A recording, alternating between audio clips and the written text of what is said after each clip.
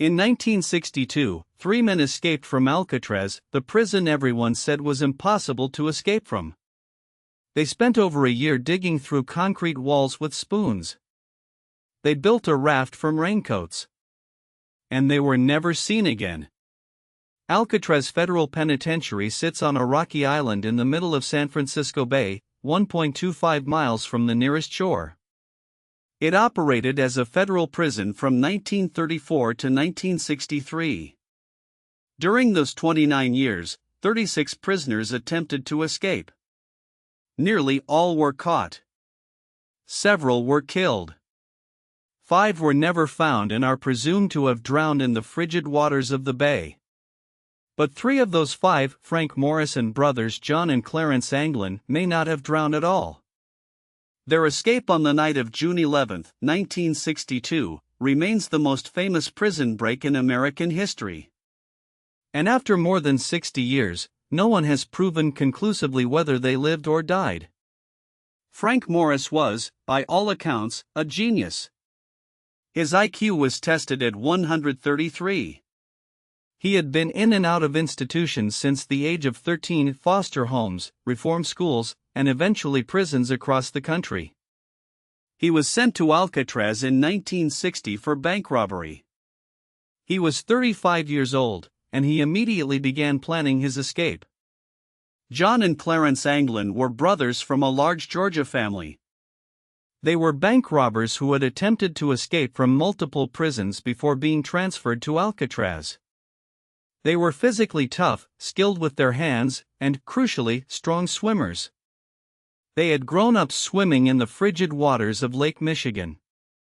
A fourth conspirator, Allen West, helped plan the escape but was unable to get through his cell wall in time and was left behind.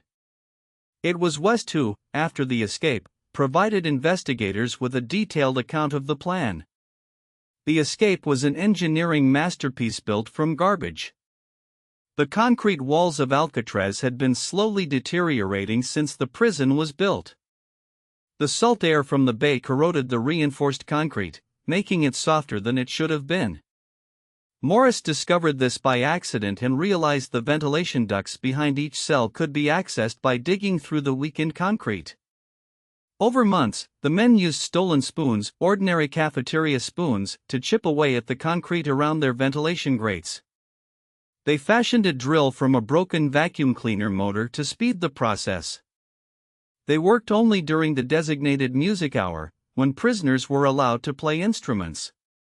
Morris played an accordion. The noise covered the sound of drilling. Behind the cells, they found an unguarded utility corridor that ran the length of the cell block.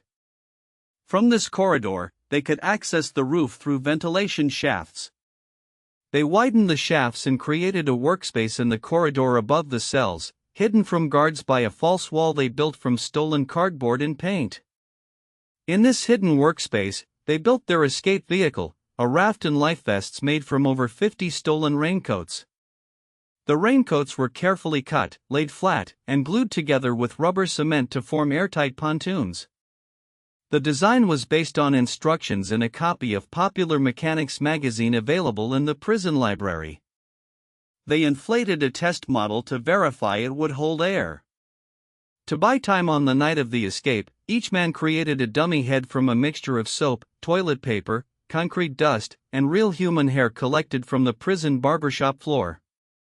The heads were placed on their pillows, facing the wall, to fool guards during the routine nighttime head counts.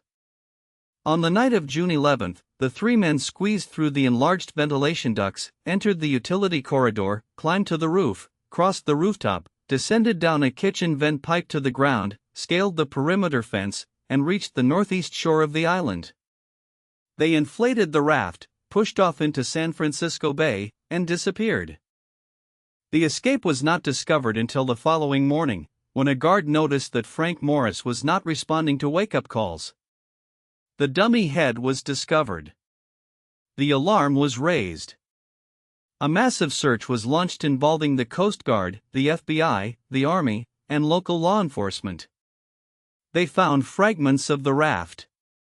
They found a waterproof bag containing photographs of the Anglin brothers. They found a paddle. But they did not find the men. No bodies were ever recovered. The FBI's official investigation, which was active until 1979, concluded that the men most likely drowned.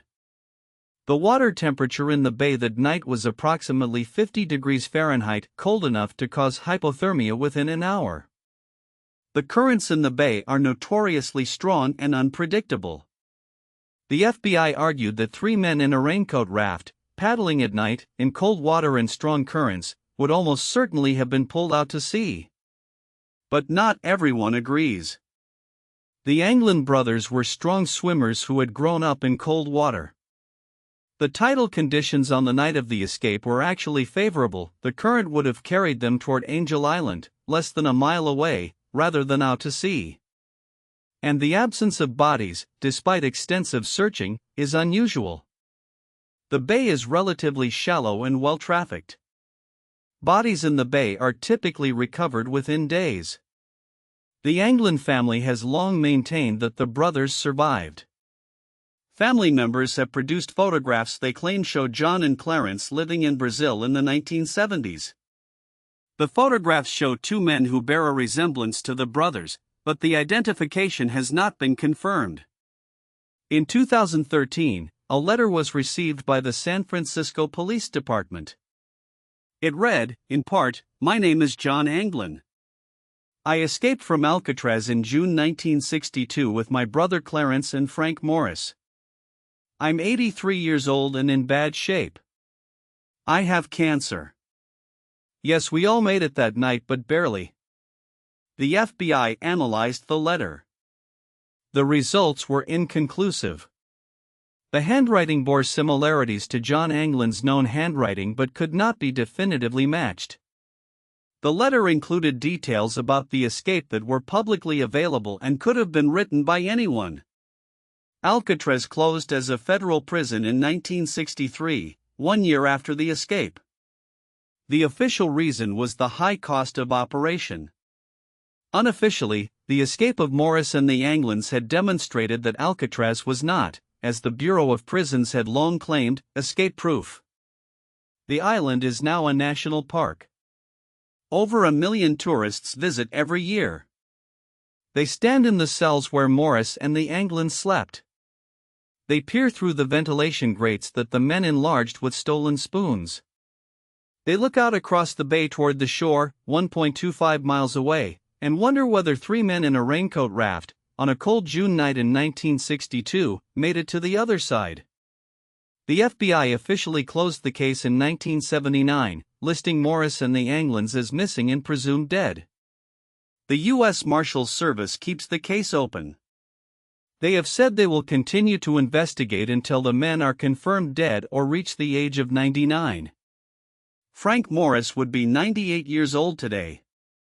John Anglin would be 94. Clarence would be 93. If they survived, and no one has proven they didn't, they are among the oldest fugitives in American history. 3 men. 3 spoons. 50 raincoats. And a question that has remained unanswered for over 60 years, did they make it? If you found this fascinating, subscribe for more stories like this. We post new videos every week.